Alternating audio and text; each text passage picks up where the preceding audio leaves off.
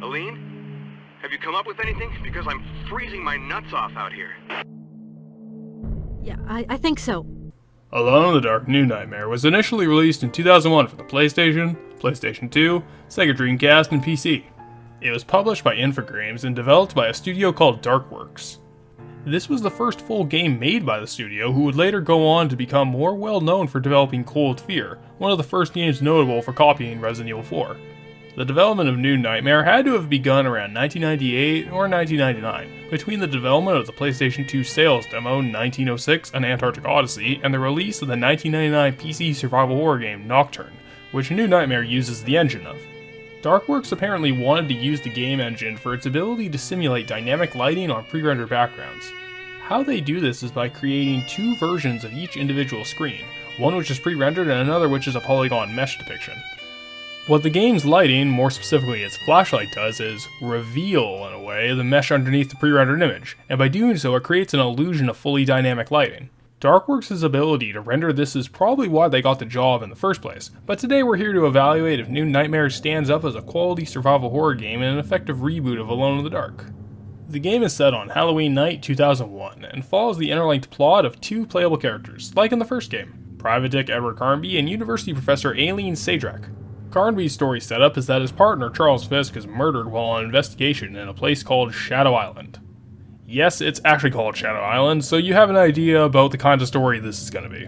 Carnby is informed by a guy named Johnson that Fisk was investigating some runes found in the area and asks him to reopen said investigation. He's joined on this adventure by Aileen, who initially says she's going to the island for the same reason, to look into the runes, but she actually is going for some more selfish reasons.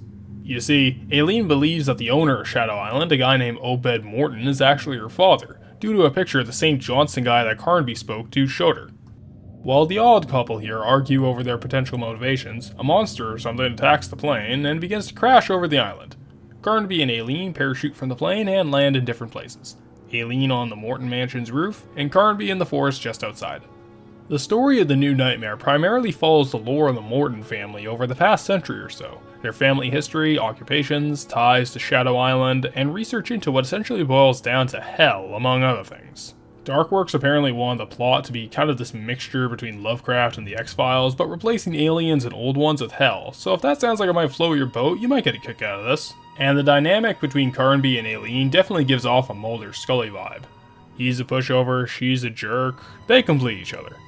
How the backstory is told is another thing entirely, because like many other survival horror games, New Nightmare is filled with notes, letters, and memos to fill in the game's lore. These are done to a really excessive degree here though. They're just too damn long, with the notes on average being about 15 pages long, and one in particular being about 49.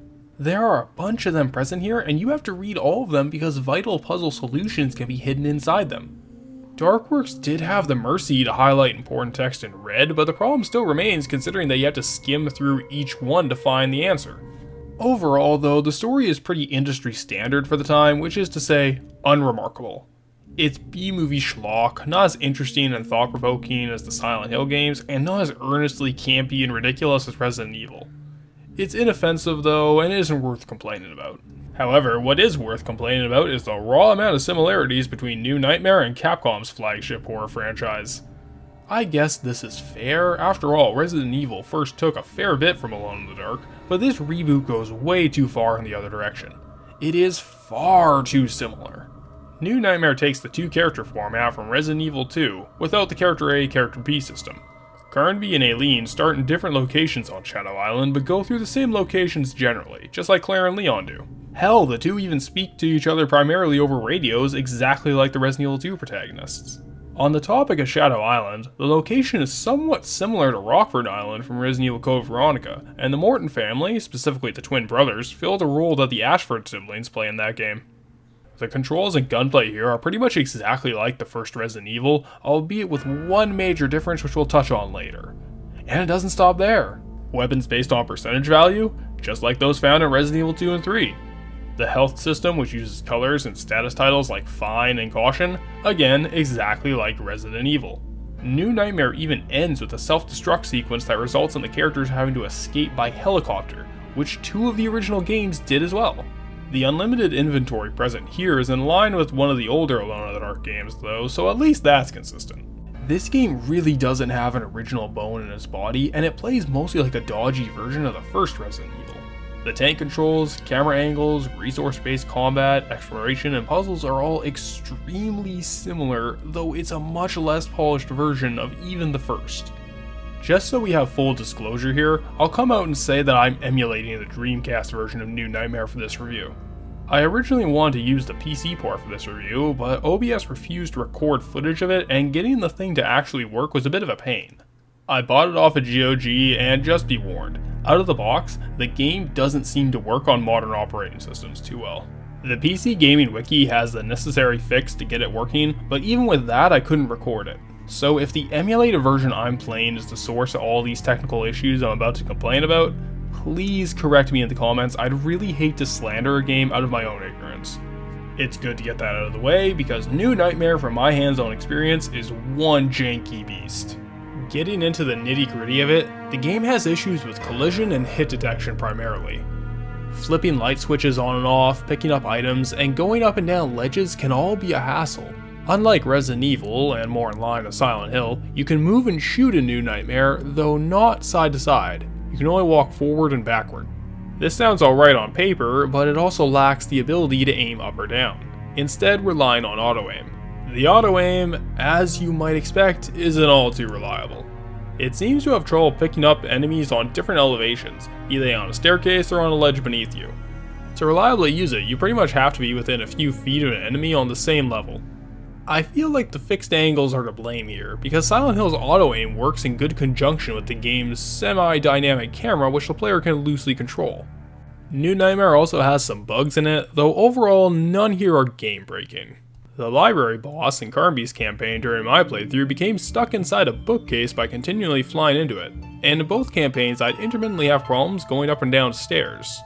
Whether it was going up or down, I'd get stuck on a step every once in a while when I ran.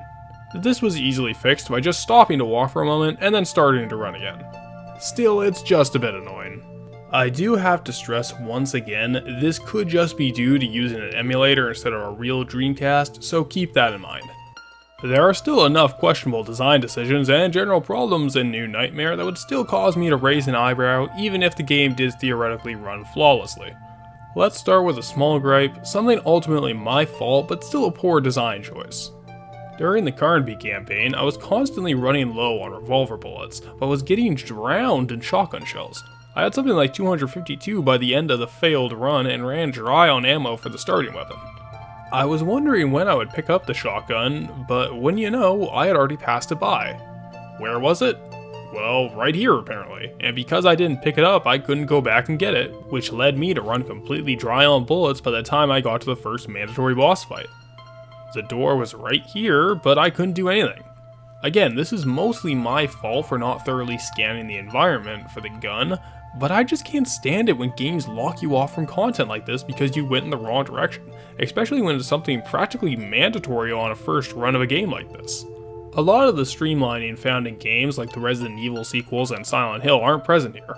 For example, there isn't any quick turn to speak of, examining items doesn't actually change their description, and even when in possession of a key for a locked door you're examining, you have to manually open your inventory and use the key to open it. Beyond that, enemies in this game are bullet sponges. Even those in the starting areas of Carnby's campaign can take upwards of 8 shots to kill. This is really only an issue in the Carnby campaign because Darkworks like spamming monsters at you in that one. Though at the very least the game is trying to encourage you to evade enemies rather than fight, it just could have been done a bit better. There are certain enemies that can be killed in a more unique way, but we'll touch on that a little later. The music in New Nightmare is odd, certainly, with the game set in old mansions and fortresses having an electronic soundtrack. It's a strange choice and it doesn't fit. The sound design in general is also underwhelming. The effects sound hollow, if that makes any sense. Rather low quality compared to the crisper voice acting and music. This is not to give praise to the voice work, which is pretty poor overall. It's too lackluster to be of any genuine quality, but it's also not over the top and cheesy enough to be as enjoyable as Resident Evil voice work. It's just dull and a huge letdown after the gonzo acting from the first Alone in the Dark. And visually, the game is also a mixed bag. The actual models themselves are pretty well done, but they lack lip syncing even while zooming in on them. They also do that PS1 era hand-talking thing like characters in the Resident Evil games do. The 3D models on the pre-rendered backgrounds also just look a bit odd here. This is just a nitpick though, so take it with a healthy tablespoon of salt. But higher quality Dreamcast models look kinda out of place on the more artificial backgrounds here. I feel like Nocturne managed this effectively, but overall I think higher quality 3D models look better on top of real-time 3D backgrounds, with a few exceptions of course. I think that's why Code Veronica, which was also on the Dreamcast, didn't use them, and in my opinion, it was better off for it. Well, that sure was a lot of whining, so did I like anything about New Nightmare at all? Well, yeah, the game has some pretty good aspects to it. For instance, the mansion and fort sections are pretty well designed levels. You have to run back and forth through their interconnected halls, hunting for keys and puzzle items. It's a classic survival horror level design setup, and it's still very effective here. For a game with pre-rendered backgrounds, the lighting is actually pretty decent. The trick used with the backgrounds and mesh models underneath is a pretty nifty thing, and the ability to move the flashlight around manually and have the lighting react accordingly is actually a pretty impressive addition. It's not as good as what you'd see in Silent Hill, but it's still pretty damn fine. And on the topic of lighting, it's actually pretty cool how in this game certain enemies can be killed using light. By aiming your flashlight at them for long enough, or by turning on the light.